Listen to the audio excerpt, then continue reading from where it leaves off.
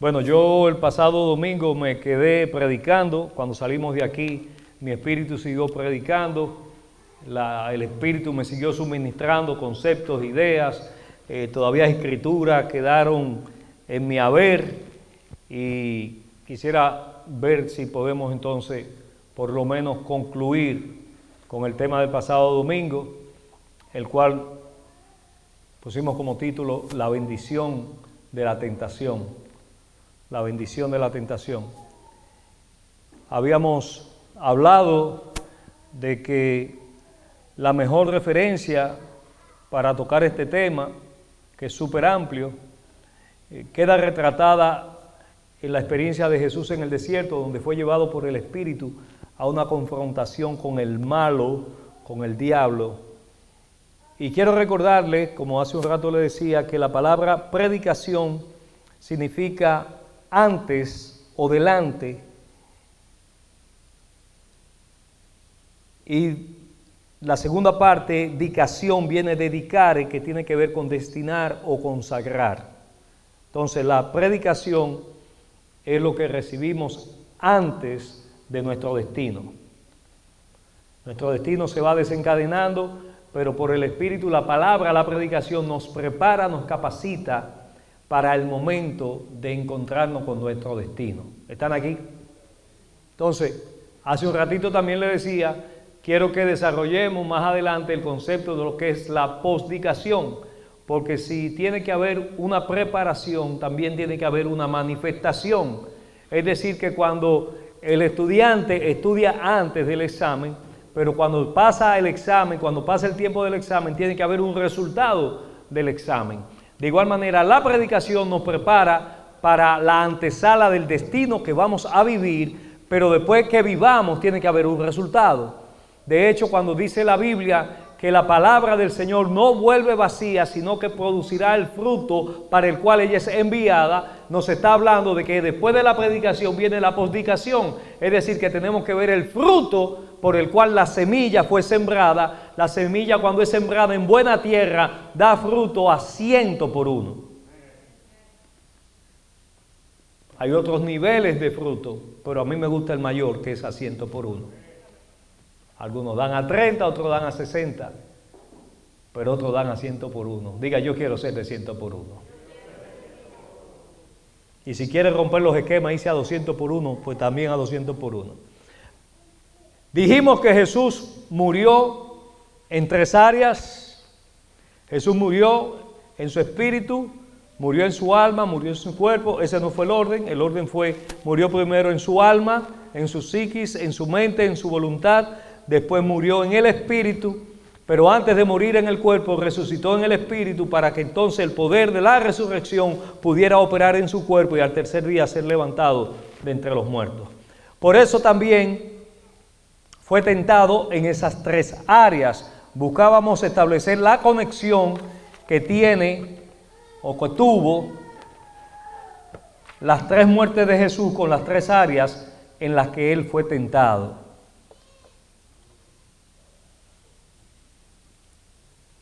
Entonces inferimos que si existen 3 áreas en nosotros que pueden producir escenarios de tentación, entonces también son regiones, son áreas de eventual aparición de pecado y consecuentemente de muerte y de vida, de resurrección, de restauración, de restitución, de restablecimiento, de resarcir, de devolver.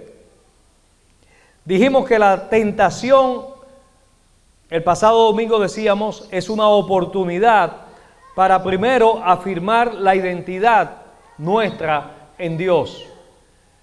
La tentación nos recuerda quiénes somos. La tentación nos recuerda de qué material estamos hechos. La tentación nos recuerda nuestra referencia genética. Algunos de nosotros, yo espero que todos, los que estamos casados, tenemos un anillo en un dedo de nuestras manos, en la izquierda o en la derecha, en algún lado, usted tiene el anillo porque el anillo es un recordatorio. es un recuerdo de su identidad. ¿Están aquí? Por eso, como le decía a alguien recientemente, el anillo a veces se convierte en un espantamosca o un espantamosco, según sea el caso.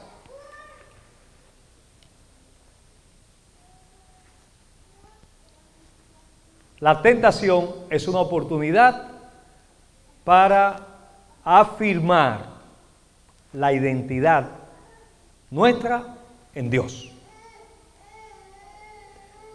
Segundo, la tentación es una oportunidad para confesar la verdad establecida por Dios. Por eso Jesús, cada una de las tentaciones, la respondió con una confesión. Escrito está. La tentación entonces es una oportunidad para confesar la verdad establecida por Dios.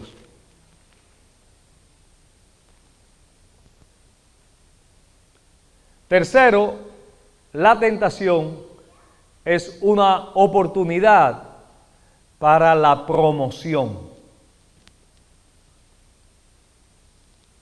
Y para que se dé la promoción, tiene que darse la aprobación.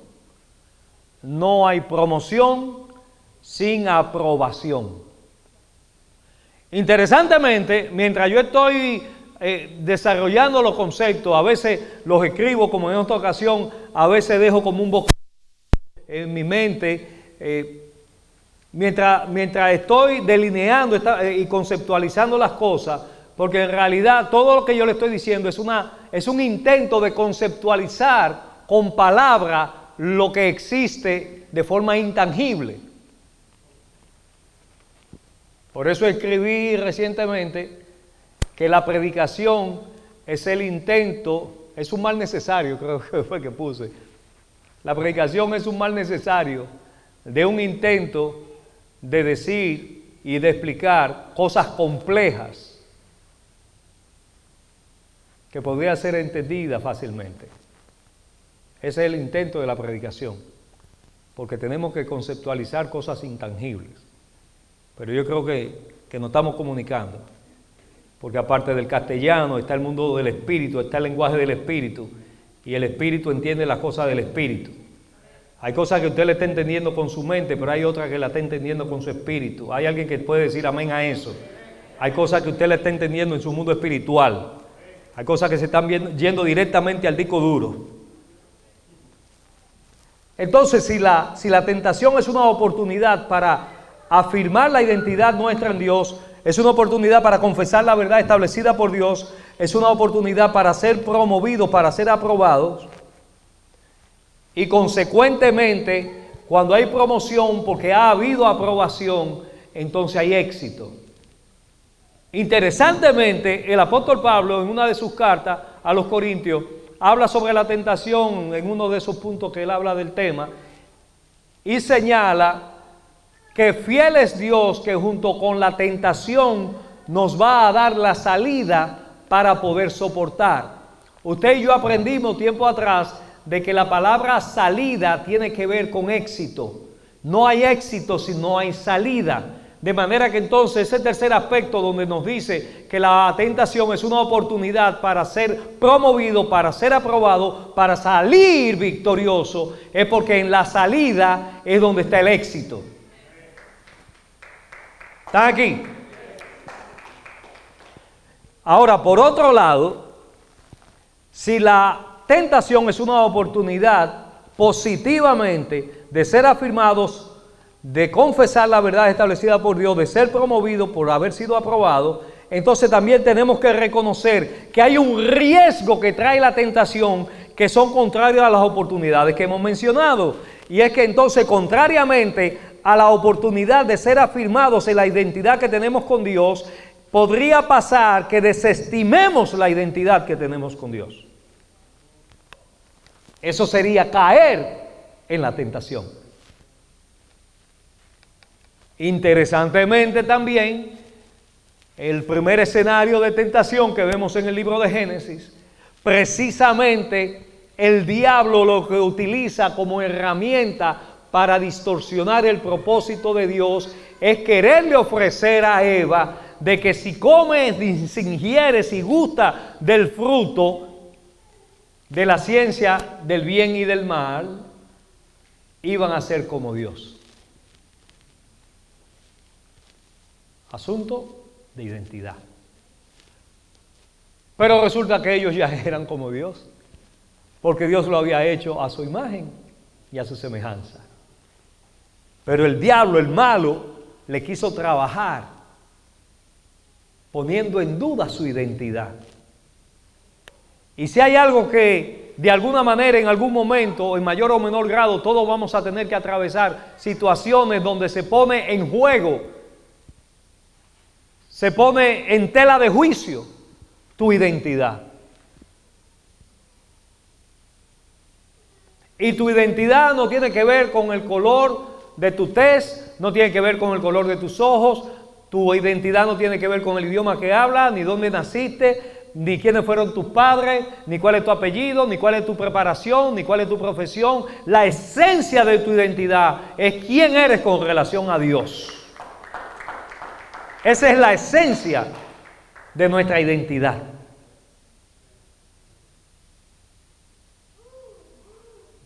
Si nos preguntan quién tú eres, típicamente decimos nuestro nombre. Pero tu nombre es simplemente una referencia para poder identificarte en un mundo donde hay otras personas. Tu nombre no eres tú. En algunas instancias, en algunos casos, el nombre puede ser que hable de tu identidad.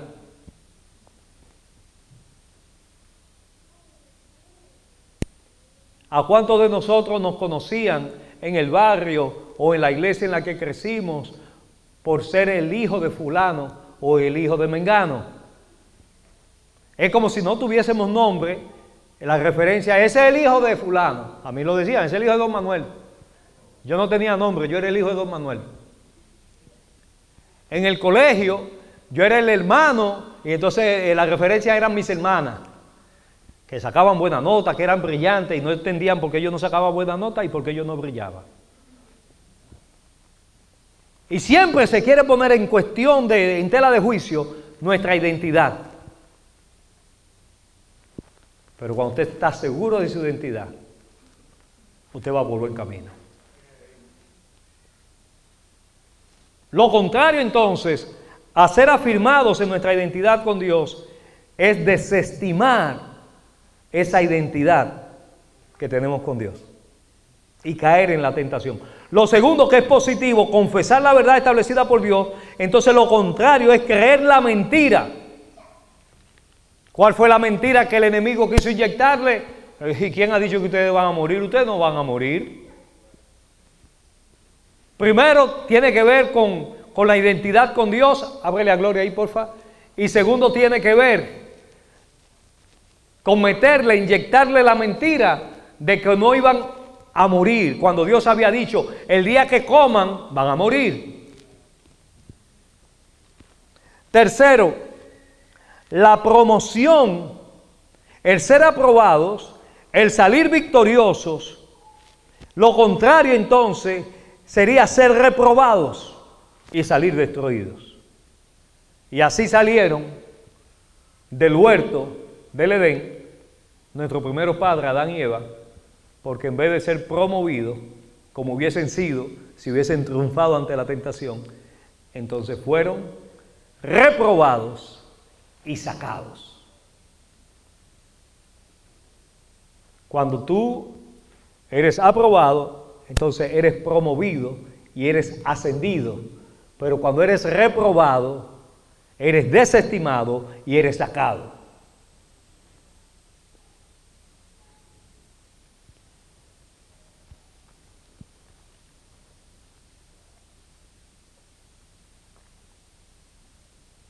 Yo creo firmemente de que la tentación original allá en el huerto no fue para jugar con la voluntad del ser humano.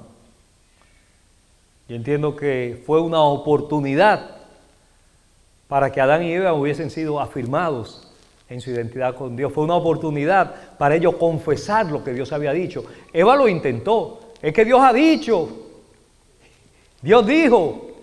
Sí, Dios dijo. Pero entonces el enemigo le inyecta el siguiente nivel del componente de la tentación. Le mete la mentira y aunque ella confesó, la mentira distorsionó lo que había en su sistema operativo. Yo creo que si Eva hubiese salido victoriosa de la tentación, hubiese habido una promoción. Y entonces, en la tardecita, cuando Dios se paseaba en el huerto, uno de esos días hubiese tomado a Adán y Eva y los hubiese llevado al árbol de la ciencia del bien y del mal y le hubiese dicho: coman. Porque el problema del árbol de la ciencia del bien y el mal no es que era pecado comer de eso, era que no podía tener acceso a ese árbol, a ese fruto, sin el consentimiento de Dios. Las cosas hubiesen sido diferentes, los resultados hubiesen sido diferentes, pero gloria a Dios, porque donde se manifiesta el pecado, se manifiesta la gracia. Y donde abunda el pecado, sobreabunda la gracia. Ese es el componente de lo que estábamos viendo. Entonces es necesario que veamos que estas tres áreas son áreas integrales de nuestro ser y el pecado se puede generar en cada una de ellas.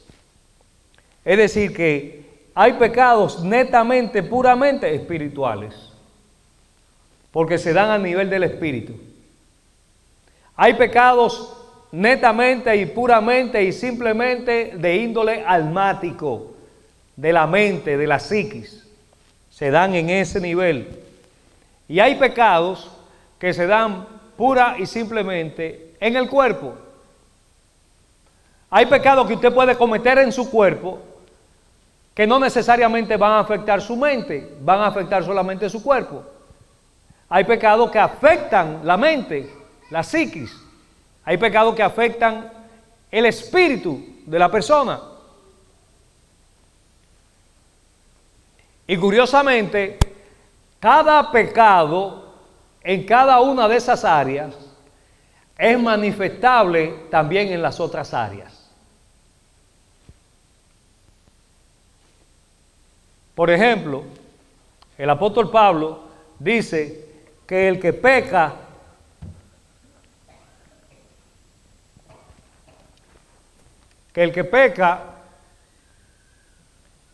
hablando del adulterio manifestado en el cuerpo, dice peca contra su propio cuerpo. Él no dice peca contra su propio espíritu, no dice peca contra su propia mente, peca contra su propio cuerpo. Ahora, el adulterio no solamente se da a nivel del cuerpo, hay adulterios espirituales, hay adulterios almáticos. El robo, la sustracción de lo ajeno, no se da solamente en lo material. Hay robos que se dan a nivel espiritual, hay robos que se dan a nivel almático. Matar, no solamente se mata un cuerpo, no solamente se mata con la materia, también hay muerte espiritual, también hay muerte almática, muerte mental. No que la persona le muera a su mente, sino que con la mente mata a otro. Cada pecado tiene el mismo pecado, puede manifestarse en una o en más áreas de los componentes de nuestro ser.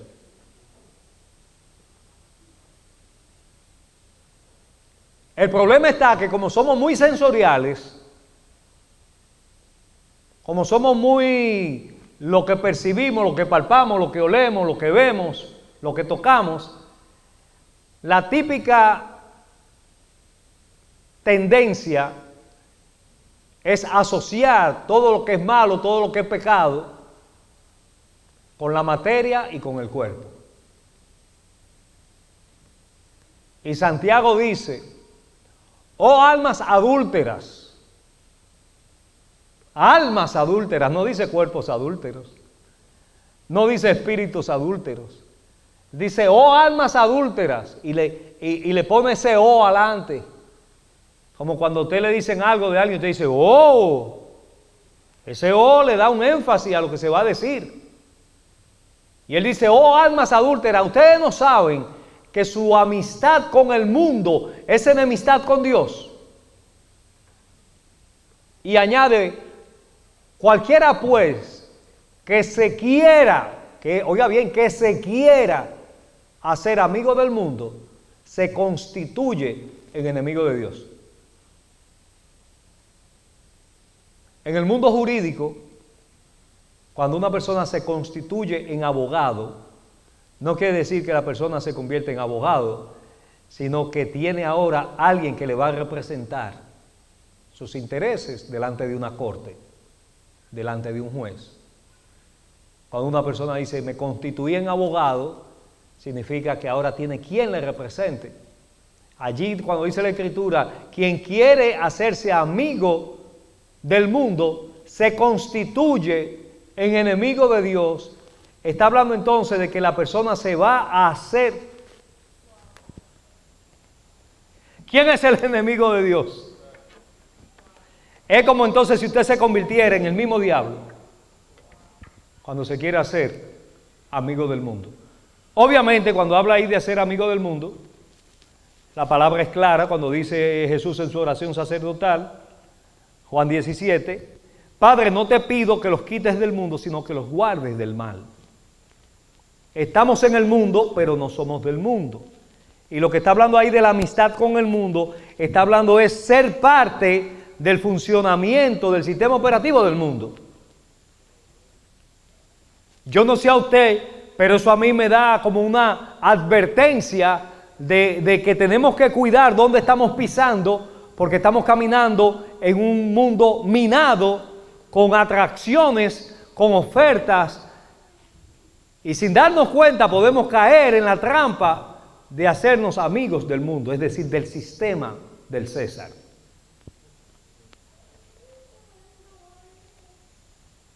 Mientras meditaba en esto, fue como que se me prendió un bombillito de alerta de que tenemos que funcionar en el mundo sin dejar que el mundo funcione en nosotros. Alguien dijo que el cristiano, el Hijo de Dios, es como un barco en el mar. El Hijo de Dios en el mundo es como un barco en el mar. El barco está en el mar, pero el mar no puede estar en el barco. Es decir, que nosotros navegamos en el mundo, avanzamos en el propósito de Dios en el mundo, pero el mundo no puede estar en nosotros. Y Santiago a eso le llama adulterio almático. Adulterio en el alma. Pero ¿cuál es la típica reacción y entendimiento en lo natural cuando se habla de adulterio? Siempre lo circunscribimos a una relación de un hombre y una mujer, que son pareja, que son novios, que son matrimonio. Y si se dice que él adulteró, ya rápido nosotros asociamos de que entonces fue que el individuo se acostó con una persona. Ya hoy en día no se sabe si es con un hombre o con una mujer o con qué, o con una escoba. Pero se asocia de una vez el adulterio con la relación de un hombre y una mujer. ¿Cuándo vamos a comenzar a pensar que cuando se habla de adulterio se está hablando de hijos de Dios que se están yendo para el mundo? ¿Cuándo vamos a pensar que cuando se habla de adulterio se está hablando de hijos de Dios que están perdiendo su comunión y su intimidad con el Espíritu para dedicar ese tiempo a otra cosa que nada tiene que ver con el Espíritu de vida? Por eso Pablo dice, Él nos anhela celosamente.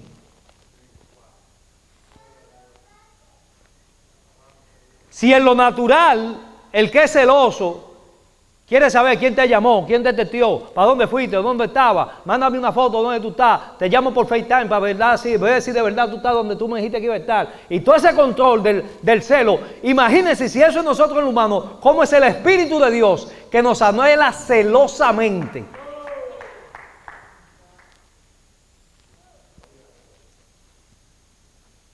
¿Están aquí? Entonces, es necesario que movamos las conceptualizaciones más allá de lo somático, de lo palpable, de lo tangible, de lo material. Despertemos lo almático, despertemos lo espiritual, porque lo que pasa en lo natural es simplemente un reflejo, un indicio, una evidencia, algo externo que manifiesta que hay más mundo, hay otras áreas, hay otros niveles que operan a veces hasta mucho más solapadamente, calladamente, que se infiltran. Y que lo que está pasando de forma manifiesta es el resultado de lo que está pasando de forma oculta. Por eso el espíritu del hombre, ¿quién lo puede conocer sino el espíritu del hombre? El espíritu de Dios puede entrar, la palabra puede entrar. La palabra entra y comienza a expandirse y comienza a buscar, y entonces el alma se siente como si estuviera desnuda. Dice, palabra de Dios, ¿qué tú haces aquí? Estoy en toalla. ¿Por qué? Porque el Espíritu está buscando escudriñar, ver las intenciones, qué es lo que hay más allá de lo que aparentemente nosotros estamos manifestando. Yo le decía a Yamilka recientemente, en esos diálogos que a veces tenemos de cosas profundas, y yo le decía, cuando a una persona pone en evidencia, sea que la persona confiese, en el plano más amplio, hasta en el mundo jurídico, cuando una persona testifica o cuando una persona confiesa un crimen o confiesa un delito, lo que dice es la punta del iceberg. Es más lo que no se sabe que lo que se sabe. Es más lo que no se dice que lo que se dice. Ustedes ven en nuestros países cuando cogen de que un político que cogió tanto, eso que se sabe, eso es la punta del iceberg. Es más lo que se cogió que no se sabe que lo que cogió que de que se sabe. ¿Están aquí? Eso es tan poderoso que David dice, líbrame de los pecados que me son ocultos. David se dio cuenta que tenía una capacidad de pecar tanto, que habían pecados que él no sabía que ni lo tenía. ¿Hay alguien ahí? Ábrele, por favor.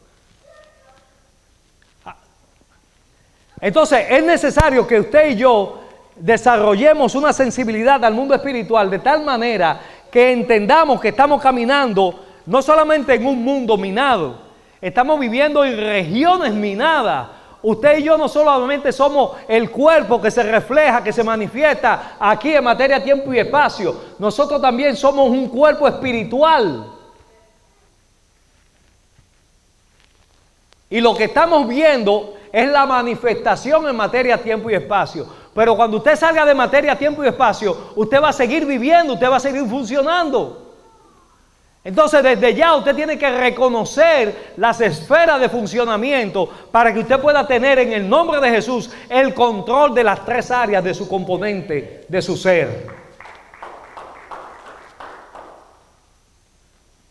Por eso, dice la palabra, el Espíritu que nos ha dado es de poder, de amor y de dominio propio.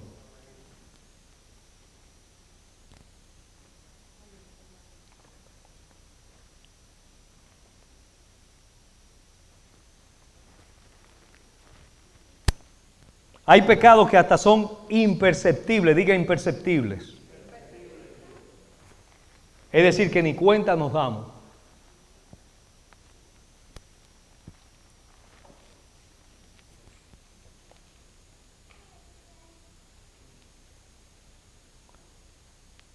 la gula, que es el descontrol de consumo alimenticio.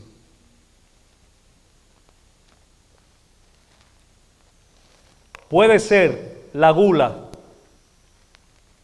tan peligrosa como la anorexia.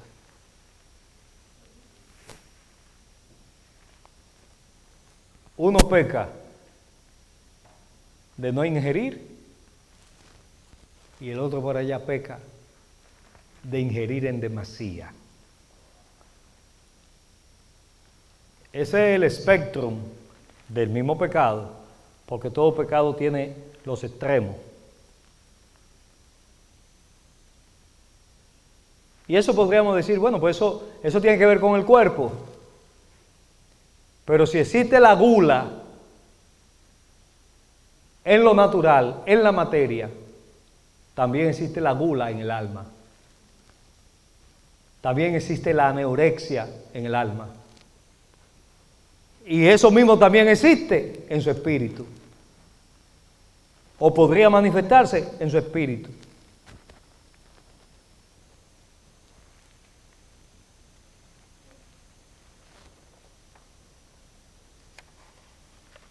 Usted ya sabe que pecar es errar, es no dar en el blanco, es torcer el propósito, es cambiar el diseño. Y todo lo que es cambiar el diseño, dice el Espíritu, es un acto de infidelidad. Todo cambio del diseño establecido por Dios se constituye en un acto de infidelidad. Volvemos a lo mismo. Pregunta típica. ¿Qué es un infiel? Rápido decimos, bueno, en una pareja infiel, de una vez nos vamos a la pareja y de una vez decimos que el infiel, el que ha estado con otra persona, se ha acostado con otra persona, y rapidito asociamos la infidelidad con la relación de una pareja. La palabra fiel significa cree en Dios. Esa es la raíz de la palabra fiel. Cree en Dios, y si cree en Dios, entonces cree en lo que Dios ha dicho, cree en lo que Dios ha establecido, cree en lo que Dios ha profetizado, cree en el propósito de Dios, cree en el diseño de Dios. ¿Qué es un infiel? Todo lo contrario. El que no cree en Dios, no cree en lo que Dios ha establecido, no cree en lo que Dios ha dicho, no cree en lo que Dios ha desencadenado, nada que tenga que ver con Dios, el infiel lo cree. Por eso el infiel termina en el infiel. Hay como que perdí alguno. Pastor, pero infierno se escribe con R. Sí, pero le metemos la L para que suene con más énfasis. No es lo mismo infierno que infierno. No es lo mismo tú ir a nadar al mar que ir a nadar al mal.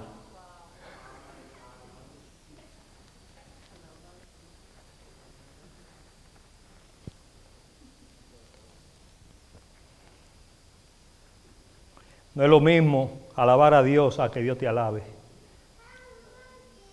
Ahí perdí otros. De manera entonces que todo pecado, toda tentación te puede llevar a un acto de infidelidad. Y eso es aplicable cuando el Espíritu me suministra estos conceptos. Yo a la milla, a la misma velocidad del Espíritu, voy a través de la Escritura, voy a Génesis, cruzo así, de Génesis a Apocalipsis, y vuelvo para Génesis, y me paro en Salmo, y paso por los Evangelios, paso por la carta de Pablo, y vuelvo para Génesis, y vuelvo para Apocalipsis, y me salgo, y digo, definitivamente sí.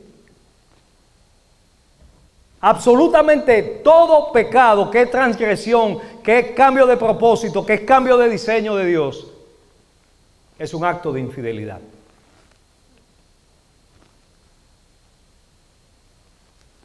El que mata a otro es un acto de infidelidad. El que roba a otro es un acto de infidelidad. Bueno, tanto así que cuando se le confiere a una persona confianza sobre los bienes de alguien y el otro sustrae, consciente o inconscientemente, independientemente de cuál sea la intención de daño, pero sustrae lo ajeno, es un acto de infidelidad.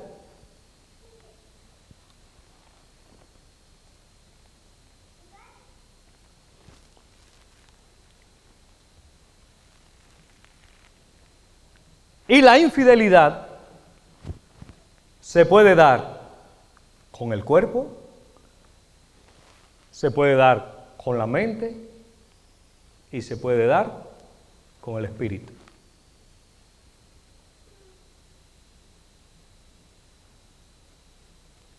Por ejemplo, en el tema de la pareja,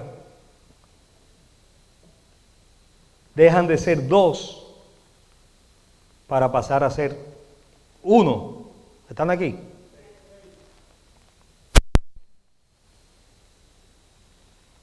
Por tanto, dejará, se unirá y los dos serán. Dios hace ahí una matemática, una ecuación que cambia la condición de dos unidades. Entonces, cuando Dios suma esas dos unidades, no pasan a ser dos, pasan a ser uno. Y cualquier alteración de suma o de resta es un acto de infidelidad que altera el diseño.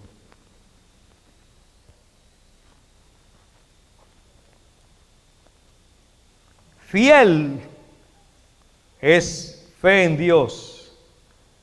Fidelidad es la acción de mantenerse fiel a Dios y a su diseño.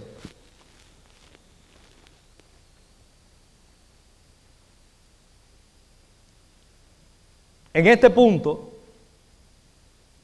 la infidelidad puede ser pasiva o activa. Hablábamos de eso. La infidelidad puede ser pasiva o activa. ¿Cómo así, pastor? Explíqueme eso. Bueno, el infiel o la infiel, pasivo o pasiva, no rompe ni un plato.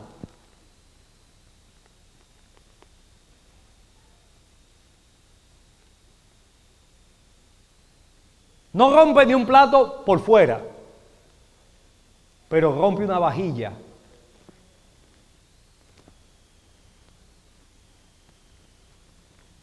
Eso yo no lo leo en ningún sitio, tú lo sabes, eso no es que yo lo leo, eso no es que yo lo busco, eso no es googleado, no, eso es heavenly made. Eso es producto de la reflexión y la exposición a la palabra y a la presencia del Espíritu.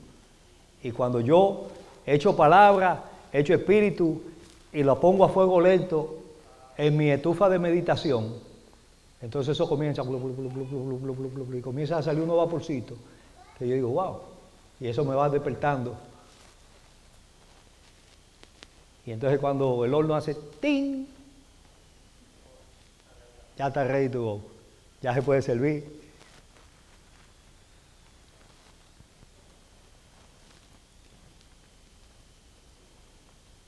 El pasivo, la pasiva, no rompe un plato por fuera, pero rompe una vajilla completa por dentro. El activo, aún no sea correcto, es más coherente en expresar por fuera lo que lleva por dentro.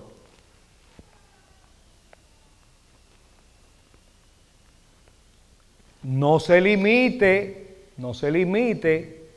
a asuntos de pareja. Lo que le estoy diciendo habla del alma, lo que le estoy diciendo habla del espíritu. No caiga en el error de circunscribir solamente fidelidad a contexto de pareja.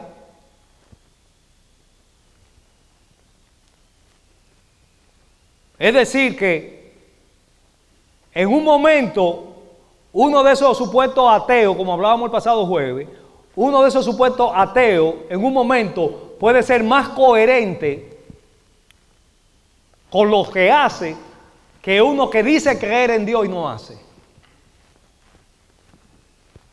No estoy aprobando la conducta del ateo, estoy aprobando su coherencia. Es más coherente el guerrillero que está dispuesto a dar su vida por una causa que no tiene ningún sentido de eternidad, que alguien que diga que tiene su fe en una causa eterna y no mata ni una mosca.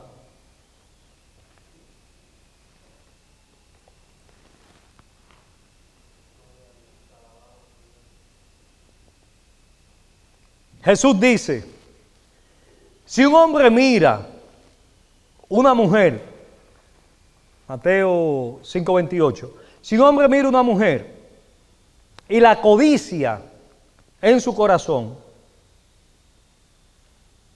adulteró contra ella. O sea que el problema aparentemente no está en mirar, sino en codiciar. Ah, bueno, pues entonces si así yo puedo mirar. Pero que si rápido tú saques ese argumento, eso está hablando como que por ahí hay una codicia guardadita. Porque si hay algo que la carne nos quiere dar una maestría y un doctorado, es en cómo disfrazarla. La misma carne quiere darte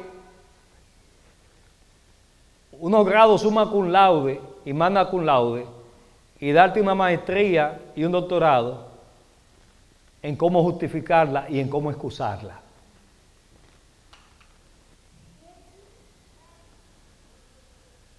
Es decir, que Jesús está aquí enseñándonos y corroborando el argumento de que hay niveles, hay áreas donde se puede estar cayendo en la tentación sin experimentarlo en el cuerpo. Y nos cuenta igualito como si hubiésemos materializado la acción. Por eso el mismo Señor dice que si tú le llamas fatuo, necio a tu hermano, tú eres reo. Es como si hubiese cometido un asesinato.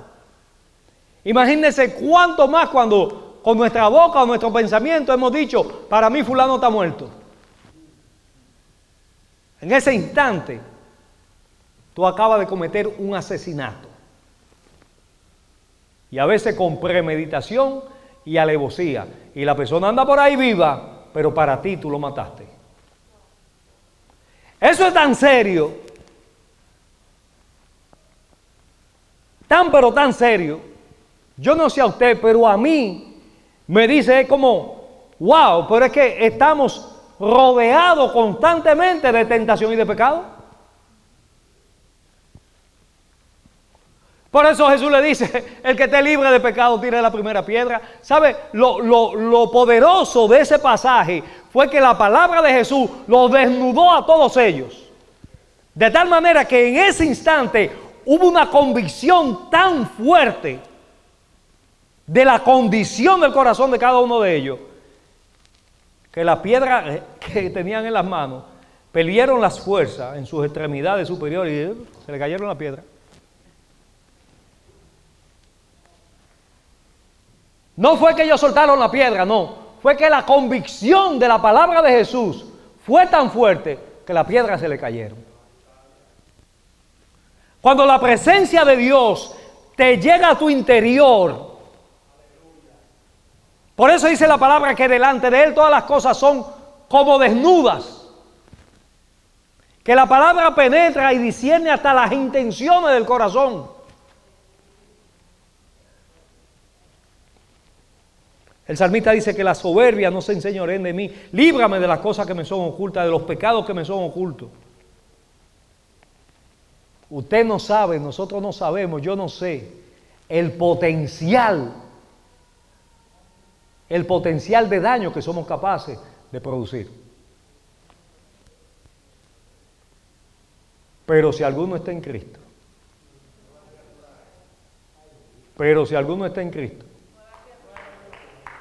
nueva naturaleza, nueva criatura es. Las cosas viejas pasaron, todas son hechas nuevas. Ahora nosotros tenemos capacidades y habilidades que antes no teníamos. De tal manera que el pecado, dice la palabra, no se enseñoreará de vosotros. El pecado te llevaba para donde tú no querías ir. El pecado te hacía hacer cosas que tú no querías hacer. El pecado te hacía decir cosas que tú no querías decir. Ahora, a través del Espíritu de vida que habita en ti por la fe, tienes el poder, tienes la capacidad de decir sí, no. Y como dije en una ocasión, lo vuelvo a decir, el que peca, después de haber gustado el don celestial, después de haber sido partícipe del Espíritu Santo, peca porque quiere. Porque ya tenemos poder para decirle no al pecado.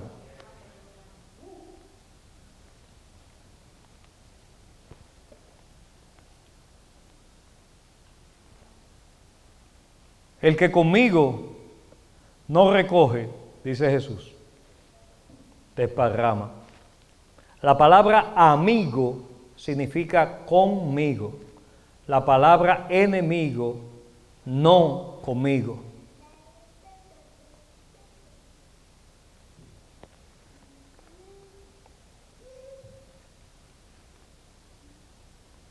En el libro de Oseas vemos a Dios indicándole al profeta Oseas que buscara una mujer prostituta. Porque era una manera de que el profeta viviera lo que Dios estaba viviendo. Era una manera de ilustrar lo que el pueblo de Dios había hecho con Dios. Por eso vuelvo y le reitero, debemos de fortalecer no solamente la región que tiene que ver con lo somático, con el cuerpo, sino también nuestros pensamientos. Por eso dice la palabra, todo lo bueno, todo lo justo, todo lo que de buen nombre, si hay virtud alguna, en eso pensemos. Porque lo que pensemos eventualmente se va a derivar en hechos, en actos, a través de nuestro cuerpo.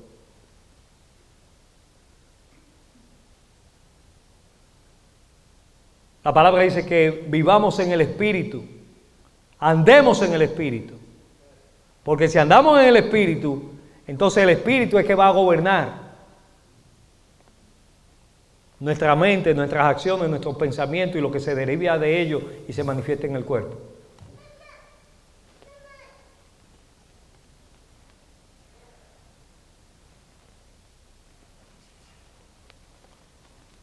Santiago 1, 12 y 13, y con esto termino. Santiago, capítulo 1, versículos 12 y 13. Dice allí la palabra, bienaventurado el varón, la varona, el hombre, la mujer, que soporta la tentación. Porque cuando haya resistido la prueba, ¿se acuerdan que yo le había dicho? Toda tentación encierra una prueba, pero no toda prueba encierra una tentación. La prueba puede venir de Dios.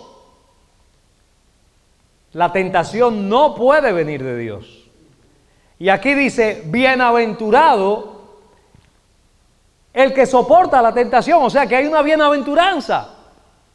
Hay una bendición en la tentación. La tentación es buena si sabemos tratar con ella. Porque cuando haya resistido la prueba, recibirá la corona de vida que Dios ha prometido a los que le aman. De ahí mismo se infiere que entonces usted puede amar a Dios y ser tentado.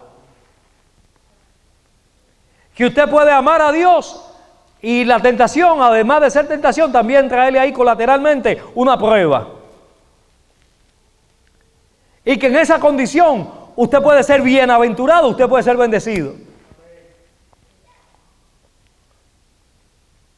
Y luego dice en el 13, cuando alguno es tentado, no diga que es tentado de parte de Dios. Esas son gente que todavía no tienen madurez espiritual, que se confunden con eso. Ustedes ya lo saben, que la tentación no viene de parte de Dios, porque Dios no puede ser tentado por el mal, ni Él tienta a nadie. Sino que cada uno es tentado cuando de su propia concupiscencia, esa es una de las fuentes de la tentación, la concupiscencia propia.